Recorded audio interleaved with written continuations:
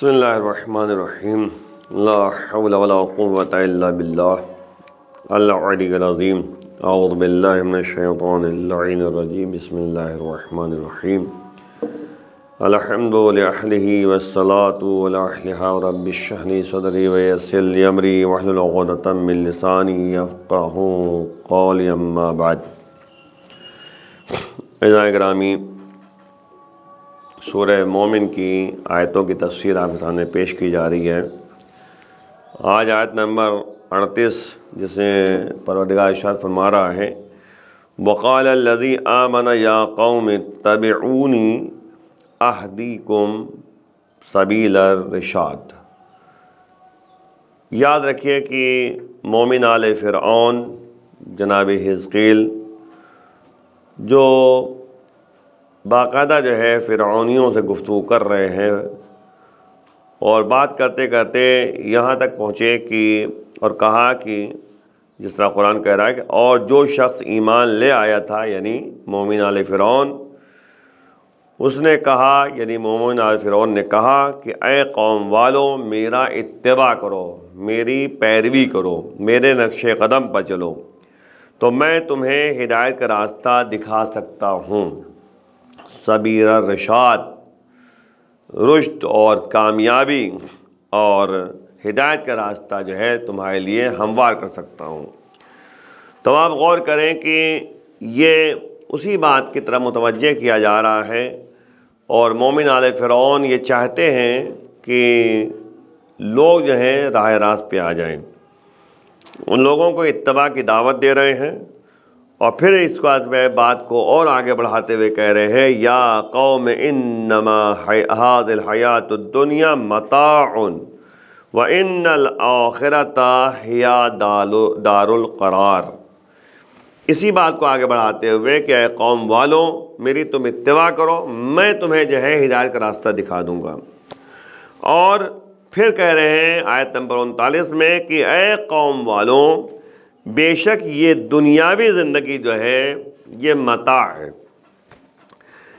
یہ حیات دنیا صرف چند روزہ لذت ہے، متاع مانے لذت ہے نا، اور ہمیشہ رہنے والا گھر صرف آخرت کا گھر ہے۔ تو آپ غور کریں مختصر سا بیان بات کو آگے بڑھانے کے لیے کہ آپ دیکھیں فرعون کے فرعونیوں کے درمیان ایک مومن آل فرعون یعنی جناب حزقیل جو صدیق ہیں، وہ قوم والوں کو خطاب کر کے دلسوزی پیش کر رہے ہیں ترحم کے عنوان سے کہ یہ بھی راہ راست پہ آ جائیں، ایمان والے بن جائیں۔ تو مختلف انداز سے ان کو راستہ دکھا رہے ہیں، یہاں تک یہ کہہ دیا کہ میری اتباع کرو، میں تمہیں ہدایت کا راستہ دکھاؤں گا۔ اور پھر کہا کہ یہ دنیاوی زندگی تمہیں دکھ رہی نا، پیسہ تمہارے پاس ہے نا، دولت تمہارے پاس ہے نا، فوج تمہارے پاس ہے نا، یہ دنیاوی زندگی چند روزہ لذت ہے، بخالی تھوڑی لذت مل جائے گی بس، اس کے بعد لذت ختم ہو جائے گی۔ اور اگر ہمیشہ رہنا ہے تمہیں تو آخرت کا دروازہ کھٹکھٹاؤ، آخرت میں تمہیں ہمیشگی ملے گی۔ اور ظاہر سی بات ہے ماہ صیام ہے، ماہ یعنی رمضان ہے، اس مہینے میں اگر انسان اخروی کام انجام دے، آخرت کو سدھارنا چاہے تو اس ماہ مبارک رمضان میں سدھار سکتا ہے، کیونکہ الدنیا مزرعۃ الآخرہ، دنیا آخرت کے لیے کھیتی ہے۔ بھائی دنیا میں انسان جو بوئے گا وہی کاٹے گا۔ جو انسان دنیا میں جو مزرع آخرت ہے، کھیتی ہے آخرت کے لیے، تو کھیت میں جو بویا جاتا ہے وہی تو کاٹا جاتا ہے نا۔ تو دنیا میں جیسا کرو گے ویسا تمہیں ملے گا۔ اسی لیے آپ دیکھیں سورہ یونس میں پروردگار ان افراد کا تذکرہ کر رہا ہے جو دنیا پرست ہوا کرتے ہیں۔ ان الذین لا یرجون لقاءنا ورضوا بالحیات الدنیا واطمأنوا بها والذین هم عن آیاتنا غافلون اولئک مأواهم النار بما كانوا یکسبون۔ بے شک وہ افراد جو ہماری لقاء کے امیدوار نہیں ہیں اور دنیاوی زندگی پر راضی ہو جاتے ہیں اور اسی پر اطمینان حاصل کرتے ہیں، مطمئن ہو جاتے ہیں کہ ہاں یہی سب کچھ ہے، تو جو دنیا پرست آزاد ہوتے ہیں وہ دنیاوی زندگی پر راضی بھی ہوتے ہیں اور اطمینان ان کو مل جاتا ہے، اطمینان حاصل ہو جاتا ہے کہ مجھے دنیا مل گئی۔ اور اللہ کے لقاء کے امیدوار بھی نہیں ہے، دنیا پرست لوگ ہوتے ہیں، وہ ان سے کوئی مطلب ہی نہیں ہے۔ تو اللہ کہہ رہا ہے کہ اولئک مأواہم النار، ان کا ٹھکانہ جو ہے جہنم ہے، بما کانوا یکسبون، جو کچھ انہوں نے دنیا میں انجام دیا تھا، کسب کیا تھا۔ یعنی انسانی زندگی دنیا میں جو ہے وہ سب آخرت کے لیے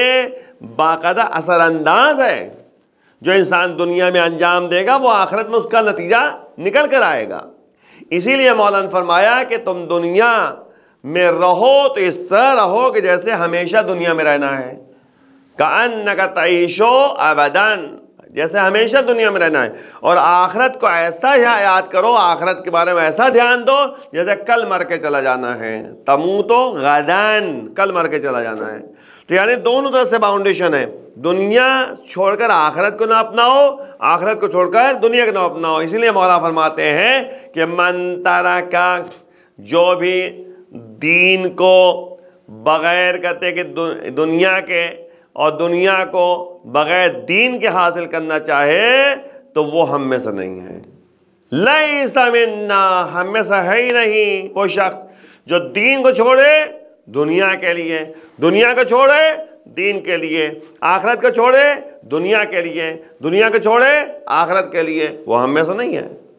تو آپ غور کریں کہ اگر صحیح ایمانوں میں مولا کے ماننے والے اور اہل بیت کے ماننے والوں میں قرار پائے تو اس کے ضروری ہے کہ دنیا کو بھی ساتھ رکھے اور دین کو بھی رکھے، دین کو دنیا کے بغیر نہیں، دنیا کو بغیر دین کے نہیں۔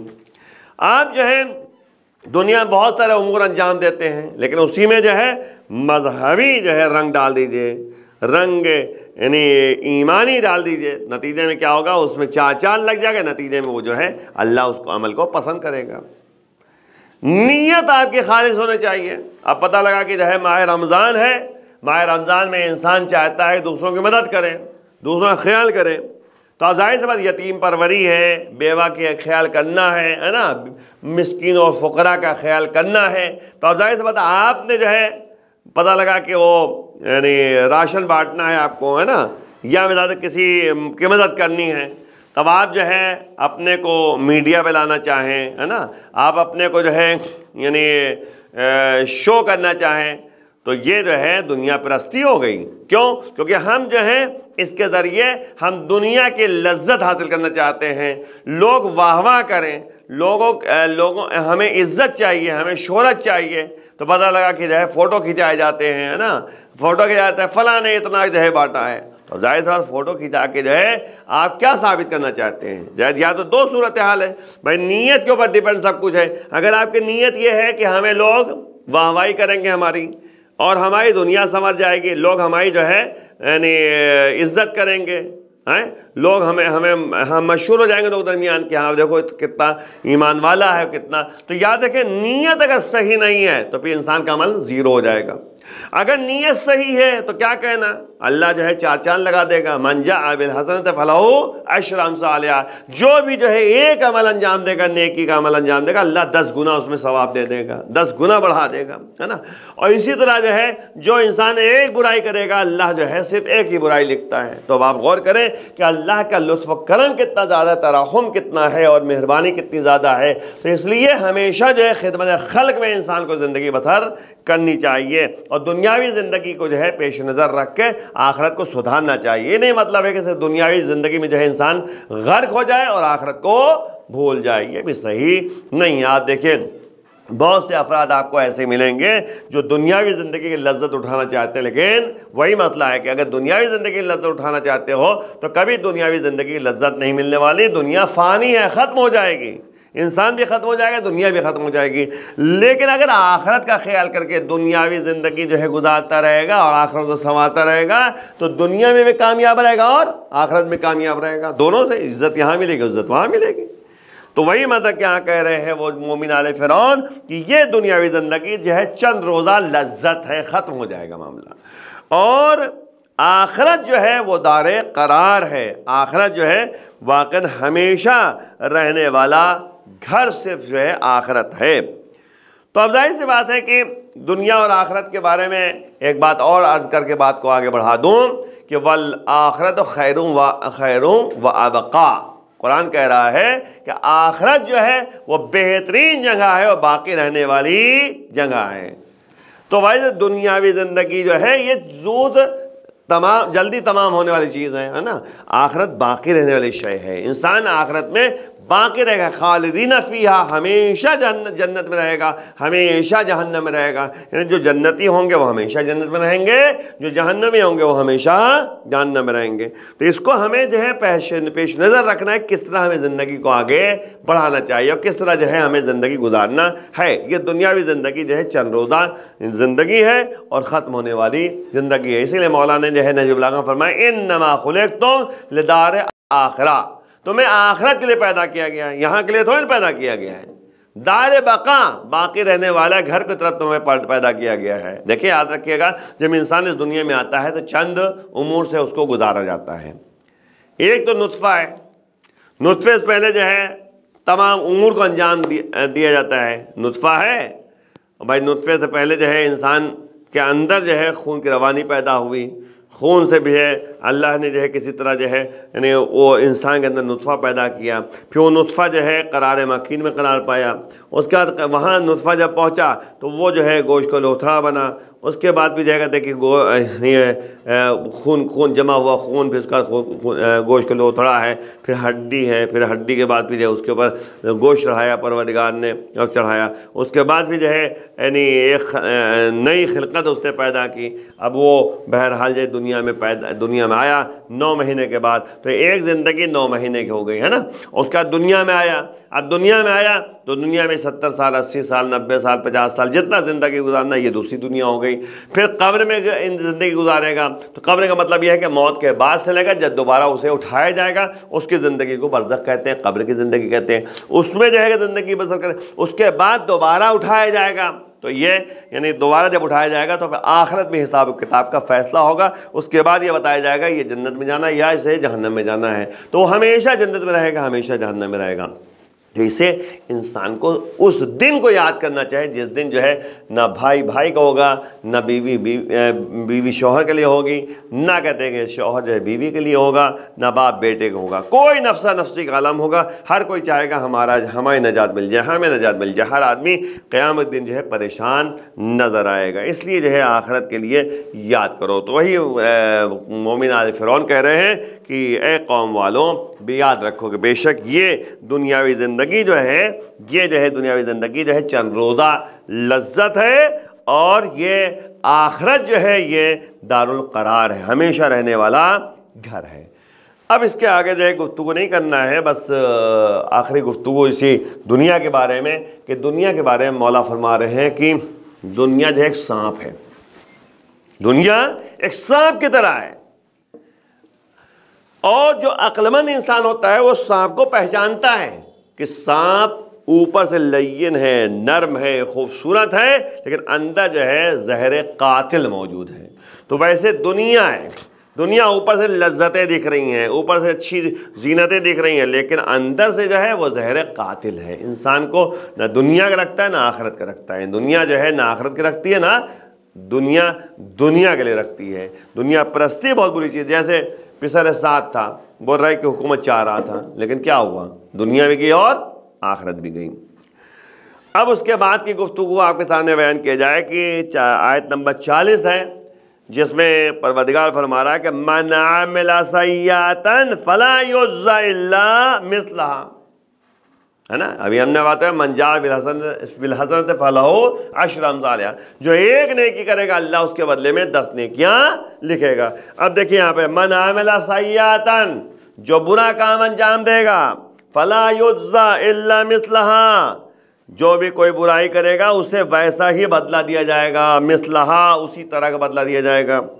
اور جو ومن عمل صالحا من ذکر او انثی، اور جو بھی جو ہے عمل صالح انجام دے، نیک عمل انجام دے، چاہے وہ مرد ہو چاہے وہ عورت ہو، شرط بے شرطی کے صاحب ایمان بھی ہو۔ شرط یہ ہے کہ ایمان والا ہونا چاہیے، عمل صالح کرنا کافی نہیں ہے، ایمان والا ہونا چاہیے، ہے نا۔ اور جب ایمان والا ہوگا صاحب ایمان بھی ہونا چاہیے، انہیں جنت میں داخل کیا جائے گا، ہے نا۔ فاولئک یدخلون الجنہ، پر وہی لوگ ایسے ہیں جو جنت میں داخل ہوں گے۔ اچھا پھر کیا ہوگا؟ اچھا جنت میں، اور وَيُرْزَقُونَ فِيهَا بِغَيْرِ حساب، اور وہاں پہ جو ہے بغیر حساب کے رزق دیا جائے گا، یعنی کوئی حساب کتاب نہیں ہوگا، کوئی خوب کھائیں خوب ٹہلیں گھومیں، یہ سب جنت میں جگہ ملے گی۔ تو مطلب یہاں پہ بتانے کا مقصد دو باتیں بتا دی، ایک نیکی کا کام ہے، ایک برائی کا کام ہے۔ برائی کرو گے، جتنی برائی کرو اتنی تمہیں سزا ملے گی، اور اچھائی کی بات جہاں تک ہے، ایک کے بدلے میں یعنی 10 جو ہم نے بتایا، من جاء بالحسنۃ فلہ عشر امثالھا، تو یعنی یاد رکھے کہ یہ جنت میں داخل ہونے والے لیکن ایمان والے ہونا چاہیے، جب ایمان والے ہوں گے تبھی جنت میں داخل ہو سکتے ہیں۔ اس کے بعد جو آپ دیکھیں کہ یعنی یہاں پہ غور طلب بات یہ ہے کہ یہ لفظ جو یہاں پہ کہا گیا وَهُوَ مُؤْمِنٌ، جبکہ یہ ایمان والے ہوں، تو یہ لفظ اس بات کی دلیل ہے کہ جنت کے لیے ایمان بہرحال ضروری ہے، بغیر ایمان کے جنت نہیں ملنے والی۔ صرف عمل صالح کافی نہیں ہے، جس طرح کہ صرف ایمان بھی کافی نہیں ہے، اور اس کے ساتھ عمل صالح بھی ضروری ہے۔ إِلَّا الَّذِينَ آمَنُوا وَعَمِلُوا الصَّالِحَاتِ وَالْعَصْرِ إِنَّ الْإِنسَانَ لَفِي خُسْرٍ،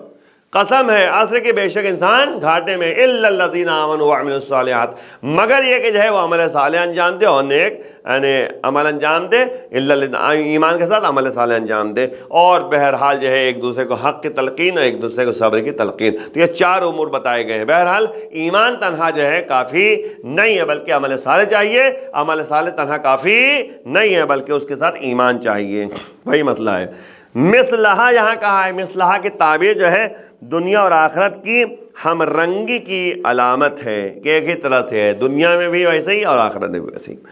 اور بے حساب کا لفظ اشارہ ہے کہ حساب و کتاب رکھنا اس کا کام ہے جسے مال کے ختم ہو جانے کا اندیشہ ہوتا ہے، یعنی ہو سکتا ہے ختم ہو جائے تو اس لیے حساب کتاب رکھتا ہے، خرچ کر دیا ہو گیا ختم۔ رب العالمین کا خزانہ فنا ہونے والا نہیں ہے، بھائی ختم ہونے لگتا تب حساب کتاب کیا جاتا ہے۔ اب حساب کتاب جو ہے پروردگار بغیر حساب کے جنت میں داخل کرے گا، رزق عطا کرے گا۔ صاحب ایمان اس سلسلے میں مفکرین اسلام میں یہ بحث پائی جاتی ہے کہ نجات کے لیے ایمان کافی ہے یا عمل، باقاعدہ گفتگو ہوتی ہے ایمان کافی یا عمل۔ بعض افراد نے ایمان کو کافی قرار دیا ہے اور قوم کو عمل سے بے نیاز بنا دیا ہے، اور بعض نے عمل کو کافی قرار دیا ہے اور کفار و مشرکین کو بھی جنت میں داخل کر دیا ہے، یعنی کہا کہ عمل صالح کریں گے تو جنت میں جا سکتے ہیں۔ اور آیت کریمہ نے دونوں کی تردید کر دی ہے، نہ ایمان بغیر عمل صالح کے ہے، نہ عمل صالح بغیر ایمان کے ہے، تردید کر دی ہے۔ اچھا اب جو ہے مسئلہ یہ ہے کہ نجات اور جنت کے لیے ایمان اور عمل دونوں ہی ضروری ہیں۔ کافر کو اس کی نیکیوں کا بدلہ ضرور دیا جائے گا، ملے گا جو عمل صالح انجام دے، لیکن اسے جنت میں داخلہ نہیں دیا جا سکتا، اور اسی لیے دنیا کو کفر اختیار کرنے والے کی جنت قرار دے دیا گیا۔ یہی تو کہا ہے کہ دنیا جو ہے جنت ہے کافروں کے لیے، جہنم ہے مومنوں کے لیے، آخرت جو ہے وہ جنت ہے مومنوں کے لیے اور جہنم ہے کافروں کے لیے۔ تو وہی ہے، اسی لیے دنیا کو کافر کی جنت قرار دیا گیا ہے نا، اور تاکہ آخرت کی جزا کا سوال ہی نہ رہ جائے، اور اسی طرح جو ہے مومن کو اس کے بدعملی کی بنیاد پر سزا ضرور دی جائے گی، چاہے ایمان کے زیر اثر بعد میں جنت میں داخلہ کیوں نہ مل جائے۔ پہلے جو ہے اس کو بغیر سزا دی جائے گی، پھر جنت میں داخلہ اس کو دیا جائے گا، ہے نا۔ اس کے بعد جو ہے چاہے ایمان کے زیر اثر بعد میں جنت میں داخلہ کیوں نہ مل جائے۔ ایمان اور عمل کا بہترین فیصلہ یہ ہے کہ ایمان جنت میں داخلے کا ذریعہ ہے اور عمل جہنم سے بچنے کا وسیلہ ہے، یعنی اس اگر ایمان والے ہو تو جنت میں جا سکتے ہو، لیکن عمل جب تک نہیں ہوگا جہنم سے بچ نہیں سکتے، بہرحال اسے جہنم کی سزا ملے گی اگر جو ہے عمل انجام نہیں دیا ہے تو۔ دیکھیں یاد رکھیے کہ ماہ رمضان ہے، اور ماہ رمضان میں جو ہے اعمال کا مہینہ قرار دیا گیا ہے۔ آج مطلب یہ گفتگو جو آپ کے سامنے بیان کرنا ہے کہ شبہائے قدر 18 کی رات پہلی شب قدر، تو اب آپ غور کریں کہ شبہ قدر میں جو 3 شبیں جو ہے قرار دی گئی ہیں، ان 3 شبوں کے لیے جو ہے آپ دھیان رکھیں کہ یعنی پہلی شب جو ہے قرار دی گئی شب 19 ہے نا۔ شب 19 میں جو ہے بہرحال بڑی فضیلتیں ہیں، شب 19 ہے، اور اس کے بعد جو ہے یعنی اعمال ہیں اس کے، تو یاد رکھیں کہ سورہ انا انزلنا اگر آپ غور کریں تو اہمیت آپ کے سامنے شب قدر کی ہو سکتی ہے۔ پہلی بات یہ ہے کہ شب قدر کی اگر آپ غور کریں تو پہلے انا انزلناہ فی لیلۃ القدر، اب آپ دیکھیں شب قدر کی اہمیت، آپ دیکھیے آپ کہ قرآن جو ہے شب قدر میں نازل ہوا، انا انزلناہ فی لیلۃ القدر، بے شک قرآن کو ہم نے شب قدر میں نازل کیا۔ اچھا شب قدر کی حیثیت کیا ہے؟ لیلۃ القدر خیر من الف شہر، یعنی یہ شب قدر جو ہے وہ بہتر ہے من الف شہر، 1000 مہینوں سے۔ لیلۃ القدر خیر من الف شہر، تو یاد رکھیے یہ جو کہا کہ انا انزلناہ فی لیلۃ القدر، لیلۃ القدر خیر من الف شہر تنزل الملائکۃ والروح، تو یہ جو ہے آپ دیکھیے انا انزلناہ فی لیلۃ القدر، یہ بے شک ہم نے قرآن کو شب قدر میں نازل کیا، ٹھیک نا۔ تو یہ جو کہا گیا کہ شب قدر میں ہم نے نازل کیا ہے، وما ادراک ما لیلۃ القدر، تمہیں کیا پتا ہے کہ شب قدر کیا ہے؟ دیکھیں سوال دیکھیے آپ، وما ادراک ما لیلۃ القدر، تمہیں کیا پتا شب قدر کیا ہے؟ اب جو ہے جواب پروردگار دے رہا ہے کہ شب قدر وہ ہے جو 1000 مہینوں سے افضل ہے۔ پھر اور دیکھیے تنزل الملائکۃ والروح فیہا بإذن ربہم من کل امر سلام ہی حتی مطلع الفجر، اور یہ مہینہ شب قدر کی رات وہ رات ہے جس میں ملائکہ نازل ہوتے ہیں، ہے نا۔ تنزل الملائکۃ والروح، روح یعنی روح امین یعنی جبرائیل داخل ہوتے ہیں، ہے نا، آتے ہیں، اور من کل امر سلام، اور اللہ کی طرف سے پیغام لے کر آتے ہیں، سلامتی کا پیغام لے کر آتے ہیں، کب تک؟ حتی مطلع الفجر، یہاں تک کہ صبح نمودان نہ ہو جائے۔ تو پوری رات ملائکہ نازل ہوتے ہیں۔ اب جب ملائکہ نازل ہوتے ہیں تو اس میں جو ہے کچھ اعمال جو ہے آپ کے سامنے دیے گئے ہیں۔ ایک عمل جو ہے وہی ہے کہ یعنی شب قدر جو 18 کی رات یعنی 19 کی شب 19 کہیے آپ، ہے نا، تو یہ جو ہے پہلی شب قدر ہے، تو اس میں جو ہے بہرحال ثواب ہی ثواب شامل ہے۔ جلدی سے آپ کے سامنے 2 منٹ میں بیان کرنا ہے کہ اعمال شب قدر جو ہے، پہلی بات ہے غسل ہے۔ غسل یہ ہے، علامہ مجلسی کہتے ہیں فضیلت یہ ہے کہ غسل کرے غروب شمس کے وقت، تاکہ وہ جو ہے لیکون علی غسل لصلاۃ العشاء، نماز عشاء کے لیے غسل قرار پائے۔ تو مطلب وہی کہنا ہے کہ غروب شمس کے بعد جو ہے مغرب کی نماز پڑھ لی، اس کے بعد کر لیا، یا مغرب کے ٹائم کر لیا، غسل جو ہے بہرحال اسی وقت کرنا ہے۔ دوسری یہ ہے کہ نماز 2 رکعت پڑھنا ہے، ہر رکعت میں سورہ حمد کے بعد سورہ توحید جو ہے 7 مرتبہ ہے، اور پھر استغفر اللہ ربی واتوب الیہ نماز کے بعد جو ہے 70 مرتبہ پڑھنا ہے، استغفر اللہ واتوب الیہ، ہے نا، استغفر اللہ واتوب الیہ۔ اس کے بعد جو ہے یعنی حدیث میں موجود ہے کہ جو اس طرح کے کام انجام دے گا، 2 رکعت نماز پڑھے گا اور 70 مرتبہ استغفر اللہ واتوب الیہ کہے گا، تو یاد رکھیے گا وہ اپنی جگہ سے نہیں اٹھ پائے گا جب تک کہ اللہ جو ہے اس کو اور اس کے والدین کو معاف نہ کر دے، ہے نا۔ اس کے بعد بھی جو ہے قرآن کو سامنے رکھ کر جو ہے وہ دعا پڑھے گا، اس کا بھی کہ یا اللہ، ہے نا، یہ یعنی دعا پڑھے گا، اس کے بعد بھی جو ہے یعنی سامنے رکھ کے دعا پڑھے گا، اللہم انی اسألک بکتاب المنزل یہ پڑھے گا، اس کے بعد دعا کرے گا، ہے نا۔ چوتھی بات ہے قرآن کو سر پہ رکھے گا، اللہم بحق ھذا القرآن و بحق من ارسلتہ بہ، یہ دعا پڑھے گا۔ اس کے بعد بگا یا اللہ 10 مرتبہ، اس طریقے سے تمام امور کو انجام دے دیتے، تمام اماموں کے نام لے گا، اور اس کے بعد اپنی حاجت کو بیان کرے گا، اور اس کے بعد زیارت امام حسین سلام پڑھنی ہے۔ دیکھیں یار زیارت امام حسین سلام کی ایک اہمیت ہے، جو ہر عمل کے بعد یہ کہا گیا ہے کہ زیارت امام حسین سلام پڑھیے۔ روایت میں موجود ہے کہ انہ اذا کان، جب بھی جو ہے یعنی یہ زیارت جو ہے شب قدر میں جو ہے پڑھے گا، تو بہرحال جو کہتے ہیں کہ جو قبر حسین کی زیارت کرے، اب زیارت کرنے بہرحال وہاں تو نہیں پہنچ سکتا نا، قبر حسین پر جب قبر امام حسین السلام کا پہنچ جائے گا تو اس کی فضیلت تو بہت زیادہ ہے، لیکن اپنے یہاں سے زیارت انسان پڑھے گا تو اس کا بہرحال اللہ جو ہے اس کے گناہوں کو معاف کر دے گا۔ رات بھر جاگنے کا حکم دیا گیا ہے تینوں شب میں، ہے نا، اور یعنی روایت میں موجود ہے جو احیاء لیلۃ القدر کرے گا تو اللہ جو ہے اس کے گناہوں کو، اس کے گناہ اس کے معاف ہو جائیں گے، چاہے جو ہے وہ اس کے گناہ جو ہیں آسمان کے ستاروں کی طرح ہوں، ہے نا، اور پہاڑوں کی طرح ہوں، اور ظاہر سی بات ہے کہ اور سمندر کی طرح ہوں۔ یہ تمام کہتے ہیں کہ یعنی یہ سمندر کے جو ہے وہ جو پیمائش ہے نا، جتنا کہتے ہیں سمندر میں پانی ہے اس کے برابر گناہ کیوں نہ ہو۔ یعنی مقصد کہنے کا یہ ہے کہ گناہ جتنے بھی ہوں گے اللہ معاف کر دے گا شب قدر میں، اگر انسان اعمال کو انجام دے گا۔ لیکن یاد رکھیں 100 رکعت نماز بھی ہے، دو رکعت کی نماز پڑھ کے پڑھنا ہے، اور اس کے بعد بھی جو ہے یعنی دعائیں ہیں جو مختلف دعائیں پائی جاتی ہیں۔ دیکھیں وقت نہیں ہے انشاءاللہ، پھر ابھی تو آج کے دن مختصر آپ کے سامنے بیان کیا ہے، انشاءاللہ باقی باتیں شب قدر کے بارے میں گفتگو ہوگی کہ شب قدر کی اہمیت کیا ہے اور شب قدر کس طریقے سے ہمیں منانا چاہیے۔ آئیے مل کے بارگاہ میں دعا پروردگار بحق زہرا و ابیہا و والدہا و بنیہا ہمارے گناہوں کو معاف فرما، پروردگار امام کے آوان انصار میں شمار فرما۔ سوال یہ ہے، اس درس کا خلاصہ جو سوال ہے، آپ جو پورا درس سنیں گے تو اس میں سوال کا جواب مل جائے گا، کہ سوال یہ ہے کہ شب قدر میں جو ہے شب قدر کی اہمیت کیا ہے،